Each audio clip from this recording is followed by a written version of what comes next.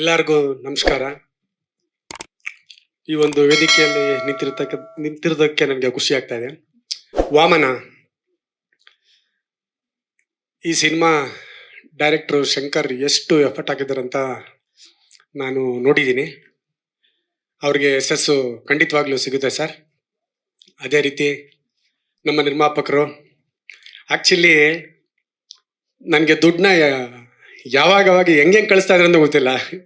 ನಾನು ಎಕ್ಸ್ಪೆಕ್ಟೇ ಮಾಡ್ತಾ ಇರಲ್ಲ, ಬಂದ್ಬಿಡೋದು. ಚೇತನ್ ಗೌಡ್ರೆ, ನಿಮ್ಗೂ ಒಳ್ಳೇದಾಗಲಿ.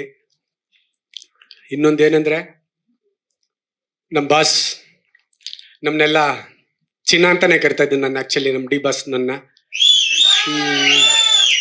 ಯಾಕಂದರೆ ನಾನು ಅವರಲ್ಲಿ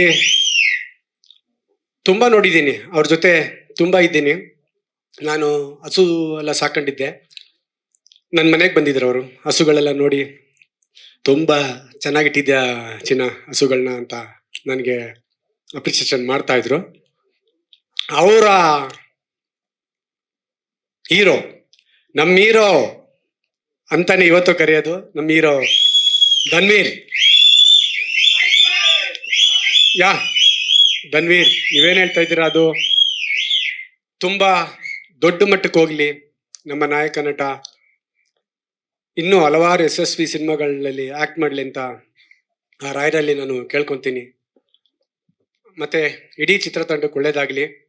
ನಂದೊಂದು ಒಳ್ಳೆ ಪಾತ್ರ, ವಿಲ್ಲನ್ನಮ್ಮ, ಖಂಡಿತ ವಿಲ್ಲನ್ನೇ. ನಾನು ಯಾವತ್ತೂ ಹೀರೋ ಆಗೋಗ್ಲಿಲ್ಲ. ಓಕೆ, ಇಡೀ ತಂಡಕ್ಕೆ ಒಳ್ಳೇದಾಗಲಿ. All the best. Thank you very much. Love you. Latest ಹಾಗೂ ಇಂಟ್ರೆಸ್ಟಿಂಗ್ ಸುದ್ದಿಗಳಿಗಾಗಿ ಬಾಸ್ ಟಿವಿ ಕನ್ನಡ ಚಾನೆಲ್ನ ಸಬ್ಸ್ಕ್ರೈಬ್ ಮಾಡಿ. ಹಾಗೆಯೇ ಬೆಲ್ ಐಕಾನ್ ಪ್ರೆಸ್ ಮಾಡಿ. ಇದರ ಜೊತೆಗೆ ಫೇಸ್ಬುಕ್, ಇನ್ಸ್ಟಾಗ್ರಾಮ್, ಎಕ್ಸ್ನಲ್ಲೂ ಮಿಸ್ ಮಾಡದೆ ಫಾಲೋ ಮಾಡಿ.